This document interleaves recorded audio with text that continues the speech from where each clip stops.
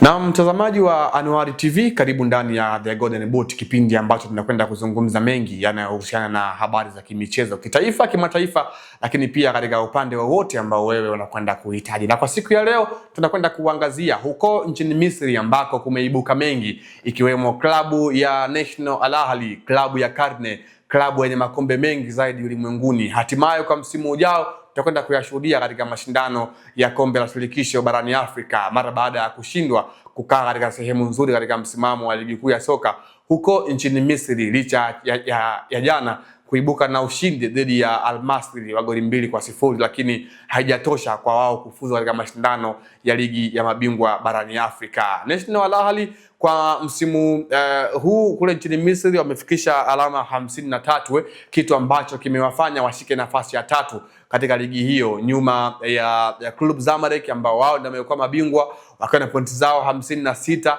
lakini Club Pyramids ambao wao wamekuwa nafasi ya pili na pointi zao 54. Hii imekuja mara baada ya National Al Ahly kwa msimu huu kutakuwa na mwenendo mzuri kwenye ligi kuu ya nchini humo, wakiwa wana takriban mechi 3 pasipo kupata ushindi kabla ya mchezo miwili ya mwisho ambayo walikuwa wana kiwango bora. Chini ya mwalimu Jeterap, National Al Ahly imekuwa ni sehemu ya timu ambayo imekuwa haifanyi vizuri, licha ya kwamba ni moja kati ya timu ambayo imekuwa na wachezaji bora na wazuri, na mwalimu amepatia wachezaji ambao alikuwa anawahitaji, ikiwemo mshambuliaji kinara raia wa Ureno mwenye asili ya Angola lakini pia Cape Verde, hapa namzungumzia Yestin Camões, lakini pia amepewa walinzi wengine akiwemo Yusuf Belamari kutoka nchini Morocco, lakini bado timu yake imeshindwa kufanya bora katika mashindano yote ambayo msimu huu amekuwa anashiriki, yakiwa mashindano ya ligi kuu ya nchini humo, ambako msimu ujao National Al Ahly atakwenda kushiriki katika mashindano hayo. Hii imekuwa sio kawaida kwa timu kubwa kama National Al Ahly, timu ambayo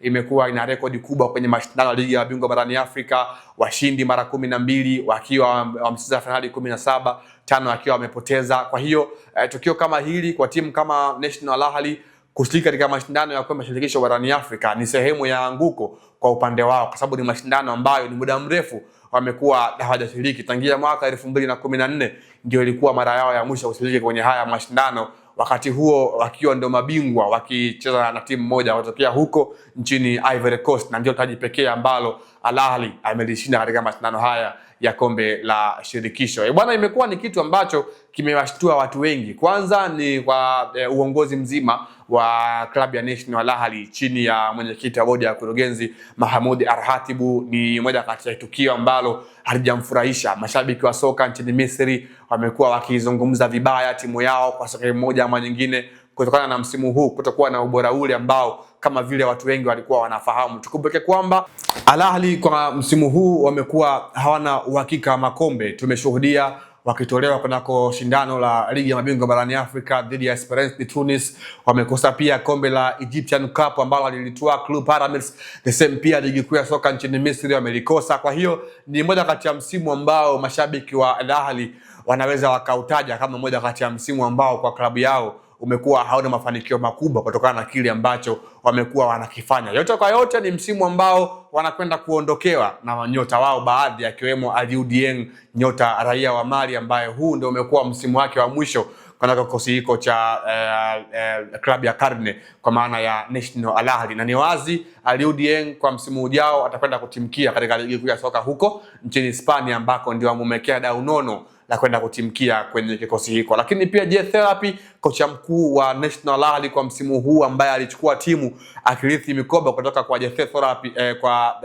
kwa Jose Riviera, ambaye aliinoa timu kuanzia mwezi Januari mwaka huu, mwezi Disemba mwaka huu hadi mwezi Januari mwaka huu. Imekuwa ni ngumu kwa upande wake kuweza kuifanya Al Ahly iwe bora kwa sehemu moja ama nyingine. Kwa hiyo mabibi na mabwana, tuitegemee National Al Ahly kwa msimu ujao kwenda kwa mashindano ya kombe la shirikisho barani Afrika, ambako bingwa mtetezi ni USM Alger ambaye ametoka kuchukua ubingwa siku 3 zilizopita nyuma, akimfunga Club Zamalek ya huko nchini Misri. Jina langu ni Leopard John, nilikuwa hapa nikikuongezea tukio hili maalum kwa siku ya leo kuhusu klabu ya karne National Al Ahly. Hadi wakati mwingine, usisahau kusubscribe, comment na kushare content yetu ya leo kutoka hapa Anuari TV.